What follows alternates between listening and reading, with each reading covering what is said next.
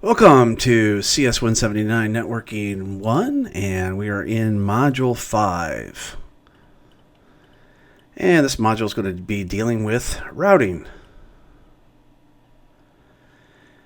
And we're going to be taking care of routing, of course, itself, some routing tables, NAT and PAT.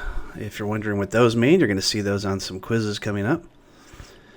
So we talked a little bit about routers in the last module, so let's talk a little bit more about what their functionality is and that kind of thing. So they determine the path where the packets are going, the best path. Then they transmit the packets themselves. So after determining where they should be going, they actually take care of the work and transmit those packets off. And they support communication between a variety of different devices and protocols. So you could see a lot of different dynamic protocols, dynamic routing protocols, as well as just static routing. And you can see some other types of protocols as well. And routers do a really good job working with a variety of different vendors, manufacturers, and things like that. They contain, routers contain a CPU, of course, just like any other computer type device. They contain memory like RAM. They have ports and interfaces on them. So the ports where you can plug in management cables, interfaces where you plug in actual switches and computers and different things like that. And they do contain an operating system. And of course, that operating system could vary. It could be, say, a Cisco iOS. It could be Windows. They can be routers, Linux, Unix. It can all be turned into routers. They do not contain disk drives. Because they usually contain a flash memory or just other types of memory. They do not have a monitor on them or a keyboard or mouse, although some routers you can actually connect those things, but they typically do not have that capability. Normally you connect a serial cable to the router itself and then connect that into a computer so you can manage the router. So, connecting to a router, you can do that through the console port. Typically, this is a blue interface port on a Cisco router. Network interface port, sometimes the routers allow you to connect it through a special management network interface port or an auxiliary port. And sometimes you can just do it right through the port that you connect your computers to, and there has a built-in web interface where you can go in and manage the device as well. Routers contain access control lists. These lists say who can access the router and who cannot, who can pass traffic and what type of traffic can be passed. It's the very first firewalls were routers. So before they were actually routers or firewalls, everyone used a router to control access to or data to get in and out of the network. And they did that using ACLs. So this is an example of a router in sort of a complex network. You see the router before it hits the firewall going off to the internet, and it segments the traffic between two different subnets. And after it gets inside the network, then it does additional things with other routers. So you've got other routers separating building A from building B from building C. So that way the network traffic is not intermingling with these other buildings when it doesn't really need to, where it could be causing broadcast storms and other problems. So once the router gets that data packet, it decides the most efficient way to get back to that client, and then when the client responds, how to get back out to the internet. You can see here not only the IP address, which is a logical address that lives at the network layer, but you can also see the MAC address, the Media Access Control address, which is the physical address that's on every network card or network port. So even the routers themselves have MAC addresses on every single port. That information is then recorded, so the next time that device tries to access the router or pass traffic through it, it remembers the MAC address of the device.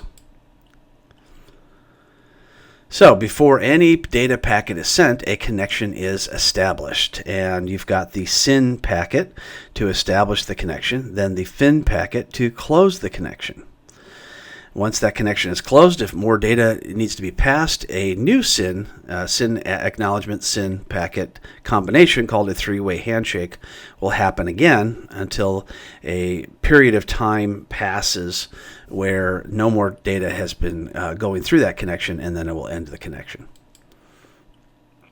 So when it comes to handling HTTP packets, or the packets we use in our web browser, the old version would use a separate TCP connection for every single HTTP request. Of course, that's very slow and inefficient. The new version opens a connection when a request, the first HTTP request happens, it's sent to the server. It leaves the connection open for all subsequent HTTP requests to that same server, and then after the time has passed, then it closes that connection when it ends. So that way, if you open up that several different web pages to that one website, you don't need to have a separate request for every single one of them, which could really slow things down. So you have different areas in the TCP/IP and the layers that it works with. You've got the host computers, which packets move through all the different layers. You've got gateways or routers, where the packets move from the physical layer to the data link and then to the network layer. So it goes from 1 to 2 to 3 if you're looking at the OSI model, from the bottom to the top. At each stop along the way, an Ethernet packet is removed and a new one is created for the next node. As I mentioned, none of the layers can communicate with any layer other than the one above or below it. IP and above packets, which is of course at the network layer, never change in transit. They're created by the original sender and then destroyed by the final receiver once the data is acknowledged to have gotten through. And just about every company in the world has moved to a TCP/IP connection. Of course, there used to be other protocols that people used in the past, such as the Novell IPX SPX model, or Banyan Vines, NetBEUI. There's lots of different ways of moving data back and forth, but those have all been mostly abandoned to go with the TCP/IP model because it is the most efficient of all of them.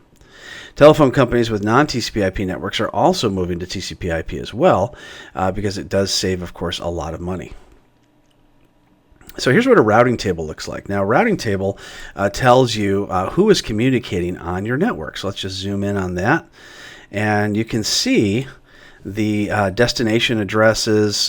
So your default route is going out through a static route that was set up, and the next hop is going to be, say, out to the internet, and it shows the VLAN that it's going to go.